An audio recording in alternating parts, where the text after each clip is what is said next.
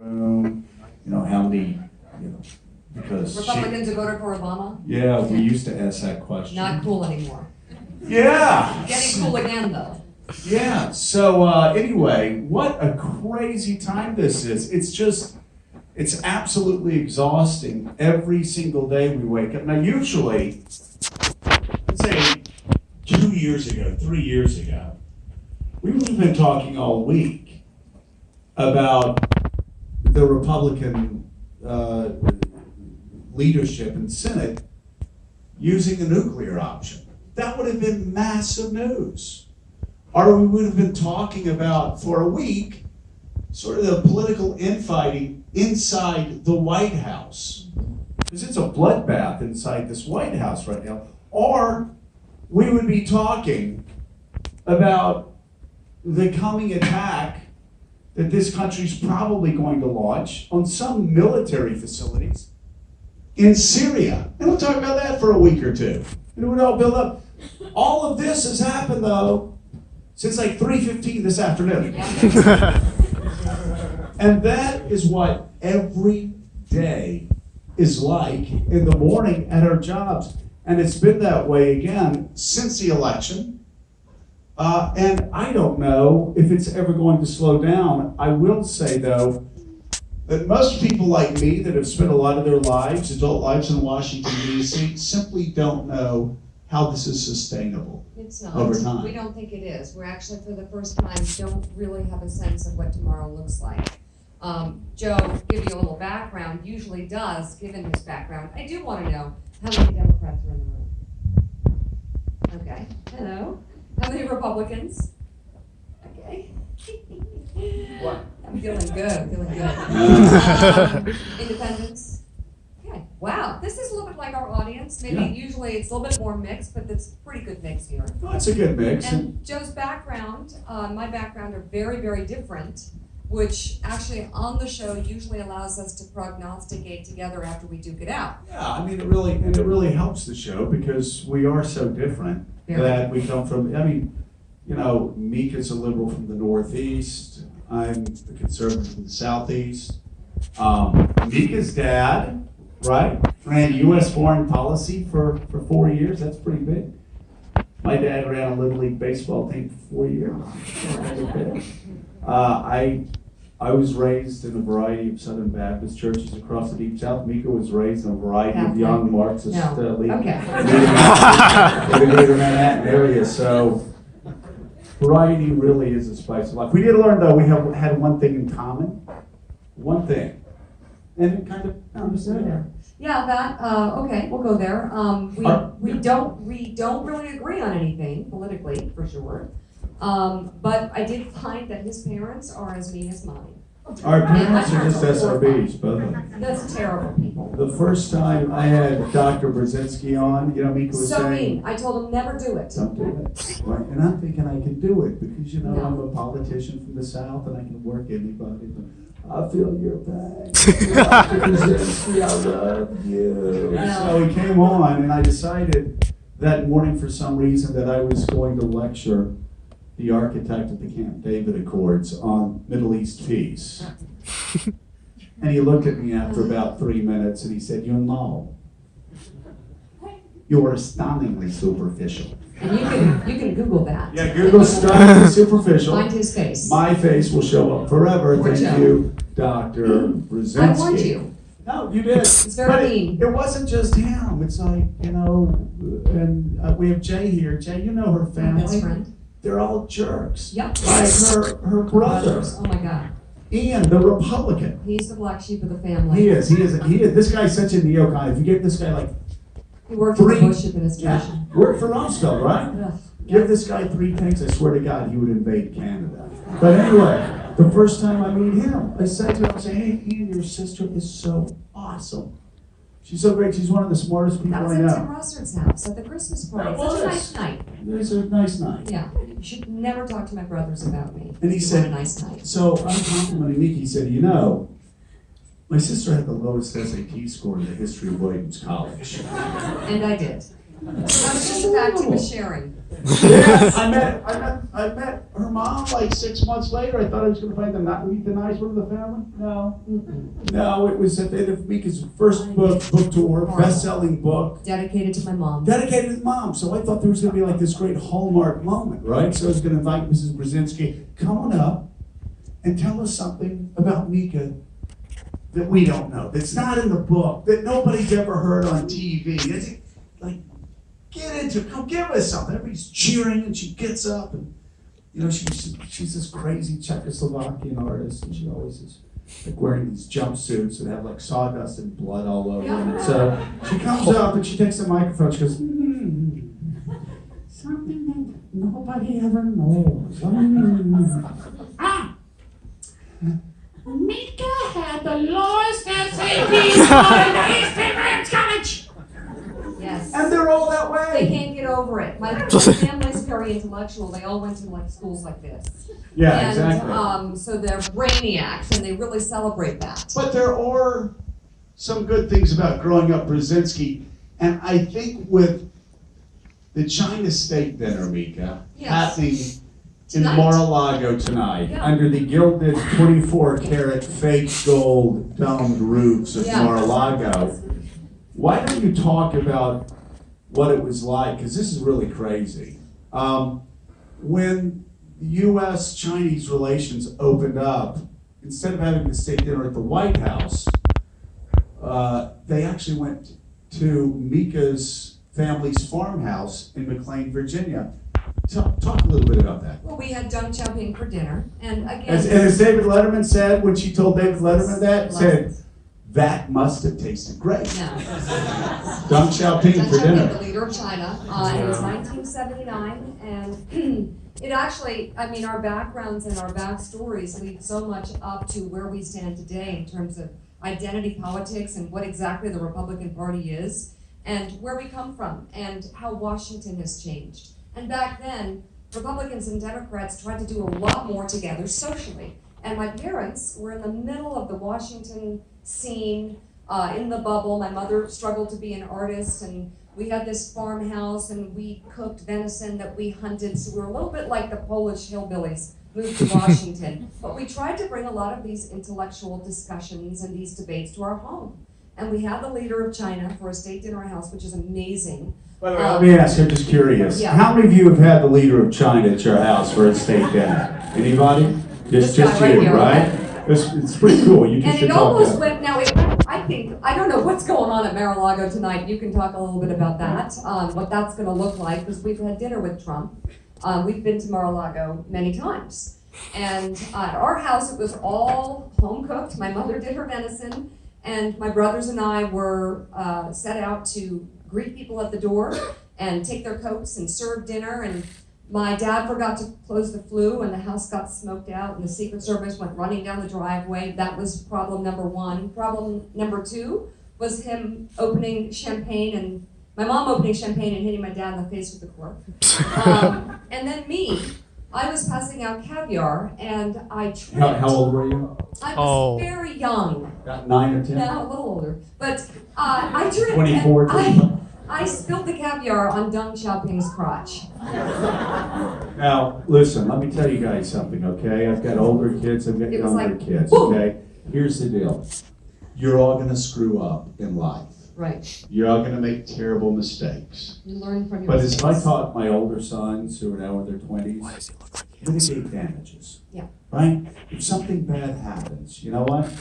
Don't do what Donald Trump does and like send out a tweet and just add one lie on top of another lie on top of it. Like mitigate damages. Unfortunately for Mika that night, after she spilled caviar in the crotch of a guy that was a ruler of over 1 billion people, you know what she did next? She leaned over and tried to wipe it off. And I was just like, And side man, okay, I didn't do that. I mean, I just was like, oh, that's awkward. Yeah. And then side It was a man. low point in U.S.-Chinese relations, seriously. Other than Tiananmen Square, it was awful. No, the night was a great success. And in Washington, there were many nights like that at our home and across D.C.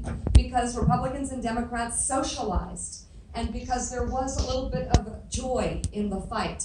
It's something that's been lost over years, which we'll talk about, something that does not exist today at all, and a problem that has really been driven down by the internet, by cable news that have far left identities, and sort of the media itself becoming the only platform to communicate, and a lot of people going home. Going home to their districts, right, and not connecting. And you also have gerrymandered districts now, in the House especially, which just make members more extreme on the left and more extreme on the right. But I want to go back to what Mika said, because she's so right. So much of it has to do with the fact that we've got a 24/7 news culture. You can choose what news you want to pick out that reinforces all of your pre-existing prejudices, all of your pre-existing ideologies. And if you wake up in the morning watching a channel that does that, and then you listen to talk radio stations that do that, and then you spend your night, either going to Facebook, hanging out on Facebook and getting stories sometimes that just aren't even true. Mm-hmm. And by the end of the day, your political opponent's not wrong. Your political opponent is evil. And that's been the problem. And that's a Washington problem. It doesn't happen so much in the states. Governors and state legislatures have to work together. They have to pass budgets. They have to be effective for the most part. But in Washington, that's not the way it is. I will say this, though. Because what are we going to do? It just keeps getting worse. And today certainly is a low point. Really low. With a nuclear option. No doubt about it. But there was an NBC poll this past month that said 74% of Americans think that this country is more divided politically than ever before. But 79% of Americans said they wanted their elected leaders to compromise, the C word, compromise with the other side to get things done. Now, there are people that, most of you might say, well, gee, this will never work. It'll just never work because people won't get elected. I don't think that's the case. I just don't think there are elected leaders that have had the guts to actually stick their neck out and actually trust the American people. Actually trust people in their own party. I was a Republican in a district that Jerry Falwell called one of the most conservative in America. And I led the charge to run Newt Gingrich out of town. And there were some people that were upset and angry. And then I held 100 town hall meetings, and they're like, okay, we get it. Like, you can explain it. But right now we have politicians that are lazy, that are just doing talking points from their parties, that aren't trying to do any more than that. One final thing I will say. There are so many people that voted today for the nuclear option, or if you're a Democrat, voted against giving Gorsuch an up or down vote, not because that's what they wanted to do, but because that's what their base wanted them to do. Pat Leahy, Jeanne Shaheen actually wanted to give Gorsuch an up or down vote. Their base wouldn't allow them to. They stuck their necks out. And about 10 minutes later, they had to retract it. John McCain said only an idiot would welcome a nuclear option. And then John McCain, who actually has been standing up to Donald Trump, voted for a nuclear option. So we've got to get leaders that actually have the courage of their convictions. And we'll get to questions on that, but you mentioned how mean my parents were. No. You were 29 when you ran for Congress, and it's not like your parents were that nice about it. No. That story, that in itself, I thought, oh my God, his parents may just be as mean as mine. So how many of you think you might want to get involved in public service, might want to run for office? Okay. I'm just hoping that your parents are nicer to you than mine were to me. I decided to run for Congress when I was 29 years old. And I wanted to run against this Southern Democrat named Earl Hutto. No Republican had been elected in my district since 1873. And they hung him when he came back home. So it's like a rough district. Very tough to redistrict also because half the houses are on wheels, so they're always moving around. So where exactly do you draw those lines? I don't really know. That's a trailer park joke. But anyway, So I went to my mom and dad. I go, Mom, Dad, I just, Bill Clinton, I can't stand that guy. You know, he'd be like, I feel your pain. I'd be like, he's lying. You know he's lying. And so I told my parents, I'm going to run against Earl Hutto because I want to stop Bill Clinton. And my dad said, well, that's great, Joey, but I'm voting for Earl. Whose dad doesn't vote for him? Not mine. That's terrible. Isn't that awful? My mom said she'd vote for me, so That's I figured it's pretty good, right? No money, no name ID. I'm only 29 years old, never been in politics before. I don't know anybody in politics. Running against a 16-year incumbent in a district that hadn't elected a Republican since 1873, and I already split the first house right down the middle, 50-50. Ended up running him out of the race, got elected with 62% of the vote, and that's the good news. The bad news, the first thing you have to do is go meet the president. I was like, I'm not going to do it. I can't stand that. I can't stand it. And so there I am, I'm walking in to the East Room of the White House, and I'm like, oh, I hate this guy. And I look over there, he is Bill Clinton. And now the first time you meet Bill Clinton, he looks like he's like 8 foot How many 3. people here have met Bill Clinton? All of you? Everybody, come on, everybody's met Bill Clinton. He said, and the first time he's like 8 foot 3. By the way, you go to you talk to a room of business people and say, have you ever met Bill Clinton? Like 3/4 of the room raises their hand because Bill Clinton's like a Beach Boy song. He gets around. Everybody's met this guy. It's unbelievable. So I look at him and he looks at me and he's like, and Bill Clinton said, hey, it's Joe Scarborough. Turned around to my wife and I was like, he knows my name. He knows my name. And he came over and he was like hugging me and he was doing a full Clinton. It's like it doesn't matter if you're a man or a woman, he just wants to feel you. He just hug you. He seems so docile now, doesn't he? He does, but he just, and I gotta admit, ladies and gentlemen, I was seduced to his face. He's like, I sure would love to kill Pensacola's. I'm like, would ya? Next day, actually, though, Mika, I came to. Right. And I started attacking him again on TV all the time. And in fact, a couple weeks later, his chief of staff, who was a friend of mine, Erskine Bowles, called up. He said, Congressman, you sure are tough on my president on those cable TV shows. I said, Erskine, your boss doesn't watch those TV shows. If he did, it'd hate me, but he doesn't watch them. I said, Congressman, I'm guarantee you 2 things. Number 1, he does watch them. And number 2, he does hate your guts. And he did. But here's the thing. You had a Republican Congress that couldn't stand a Democratic president. You had a Democratic president that couldn't stand a Republican Congress. And yet what did we do in the 90s? We balanced a budget for the first time in a generation. We balanced it 4 years in a row for the first time since the 20s. We passed welfare reform. We passed regulatory reform. We reformed the tax code. We paid down the national debt. We did a lot of things. Stayed out of the way in a lot of areas that were important as businesses created over 20 million new jobs. And that's the way Washington's supposed to work.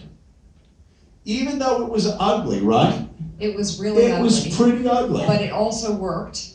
And Bill Clinton and Joe have worked together over the years in ways that I never, we've done stuff, we did stuff with the Clinton Global Initiative, we did things together, you all worked together on days where you would think the hatred was palpable, where you were impeaching him, and you still worked together.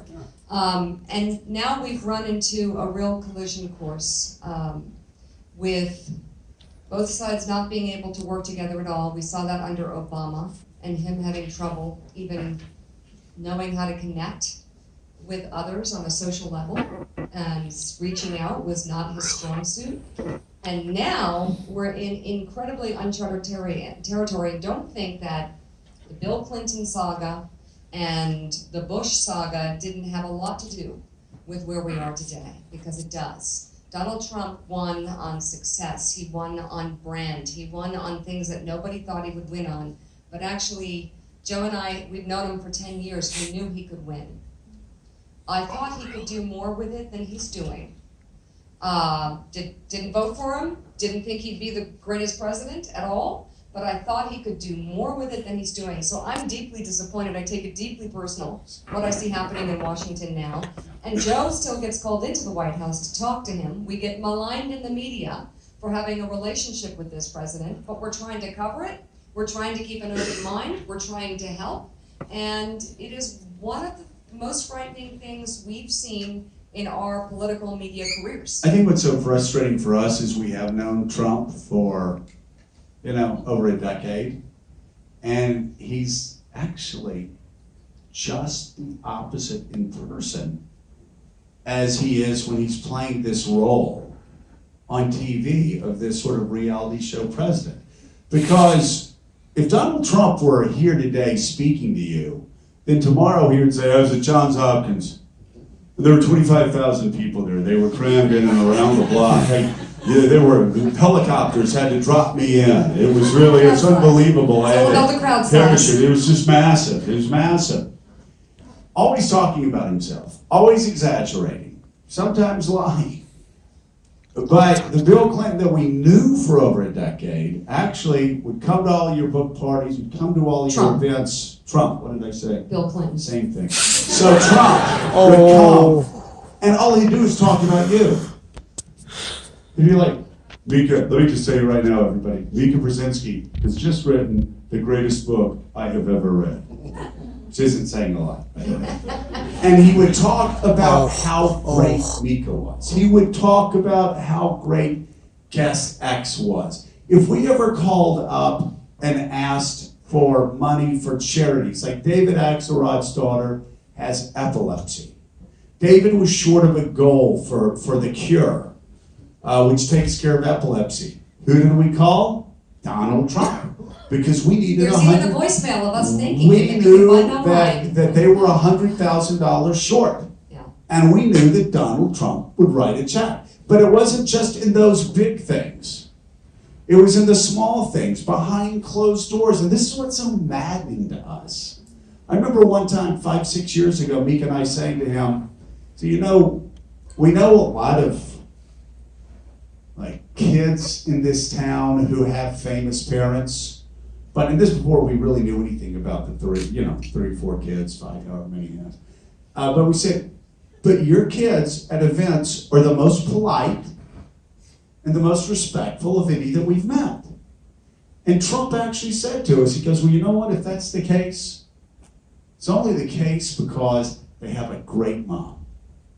She worked so hard for those children, and I wasn't the dad I should have been. But she gave me great kids. I told him this like a month ago, reminding him of this. He goes, hey, that's a great story. I need to use that. Yeah. I was like, no, Donald, don't do that. Just don't do that. What was charming was you did that when nobody was listening. But we saw that time and time again. Even, I gotta tell this story about, Mika knew an immigrant family who had fallen on hard times. And by the way, this isn't to tell you that Donald Trump's doing a great job as president. It's why This is to explain our frustration and how maddening it is that this guy has chosen the route he's chosen.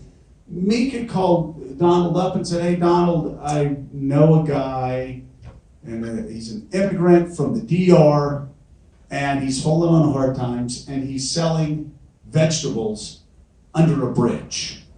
Doesn't speak English. Do you have a job for him? And Trump goes, he doesn't speak any English? And Mickey goes, no. And he's like, ugh.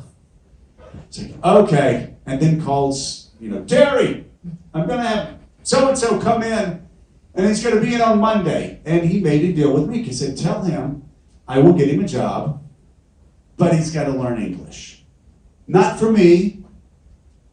He could sit in the back and carry boxes for the rest of his life. But if he learns English, he can move up in the organization and support his family more. 13 years later, he is a full-time doorman at one of the Trump buildings. And both of his kids have graduated with highest honors from college and have jobs. Wow. Full benefits, et cetera, et That's cetera. the Donald Trump we knew. That's not the Donald Trump who goes after the Mexican judge and has travel bans and Muslim bans. I mean, that's the person we knew. That's why That's why, shocked would be a little bit too strong a statement, because obviously this is a guy who ran pageants, who is living a fast life, and there's lots of stories about, this is just the guy we knew. We knew he had the capacity to have a heart. We know he's a Democrat.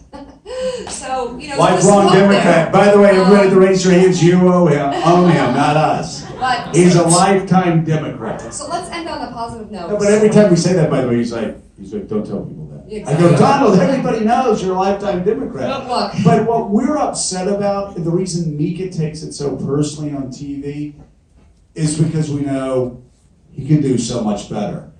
But it's hard to imagine now how he could have fouled things up more than he has over the first 60 days. Like the Obama tweet. Why? And then why continue to lie about it? Why lie about England? Why attack your allies? To quote Donald on Twitter, sad. Which another thing is that he looks incredibly inarticulate. It's gotten worse. So we wonder if there's a mental problem. We wonder if he's suffering from early onset dementia. Okay, that's just I'm her. I do not play psychiatrist on TV. I see a huge difference in him since he's won. I think it's actually gotten to him. But at the same time, it is what it is. I know that I would be much happier if Jeb Bush was president, and Jeb Bush couldn't get 50 people in a room. He just couldn't. And Donald Trump could get 200 people on the street corner. It was not even, wasn't even a fight. I do want to finish with this though. There are a lot of people that have been very discouraged about where this country is. A lot of people discouraged about the election. And my oldest son called me up the morning after Donald Trump got elected and said, Donald Trump, can I vouch for Donald Trump to my friends? And I said, no, you can't. Because we don't know what he's going to do. But you can vouch for our country. You can vouch for the fact that we will survive Donald Trump. I remember when I was in college, I loved Ronald Reagan. He was the reason I wanted to get involved in politics. He had just won 49 states. I went out with the dean of the history department, the University of Alabama, Roll Tide. We're very good in history there, not good in math. We don't have to be good in math like you all, because every year we only have to count to number 1. But anyway, Roll Tide. Anyway, I digress. That joke never gets old. Nobody bring up Clemson or I'll get really upset. But anyway, so I went out and I was sitting there and I couldn't wait to talk to the dean, because I wanted to talk to him about Ronald Reagan. And he just won this historic victory, 49 states. Everybody loved Ronald Reagan. So we're sitting there, we're talking, and I'm, of course, very nervous. And I said, so Dean, tell me, what do you think about Ronald Reagan? He's just kind of looking down, eating the spoon, and he looks up. And finally he said, well, I figure America's strong enough to even survive 8 years of Ronald Reagan. And that's horrifying. Then if you had seen Sanford and Son, I'd make the Sanford and Son joke. Let's go home. But that really taught me something. Everybody doesn't think like me. And when I start hearing people talk about how George W. Bush being elected president is going to be the end of the Constitution as we know it, or Barack Obama getting elected is going to be the end of the free market as we know it, or even Donald Trump being elected is going to be the end of the Constitution we know it, he's going to be an autocrat, he's going to be a Nazi, America's going to fall, da-da-da-da-da-da-da. I heard all of that. And I've always said, I've written probably 5 columns over the past quarter century that basically say, oh, ye of little faith. Our country has survived so much more than this. And for people that thought that Donald Trump is going to be an autocrat or a Nazi, we were all reading, the rise of totalitarianism. For people that think that, look back over the last 60 days and what's happened. He's had his main executive order challenged by the judicial branch. The judicial branch that he actually questioned the legitimacy of. The judicial branch pushed back. He had the health care bill, that was his first major legislative effort, rejected by the legislative branch. In his own party. And look what the media does to him every day. Sometimes I think it's unfair how much they all pile on him, how much we all pile on him. But guess what? All of those people that were saying, and these were like editors of the Washington Post, key players at CNN saying, there's a likelihood that if this continues, that Donald Trump will do to journalists what Vladimir Putin did to journalists. And you just sit there and go, no, we're America.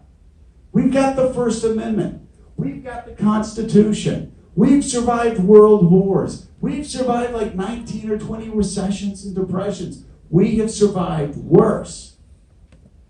We could survive George W. Bush, or Barack Obama, or Donald Trump, or fill in the blank. We can and we will.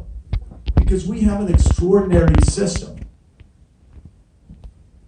that's survived a lot through the years and will survive the next 4 years of Donald Trump. But it is being challenged, and we challenge you now It is being to challenged. open it up to questions. Very good segue there.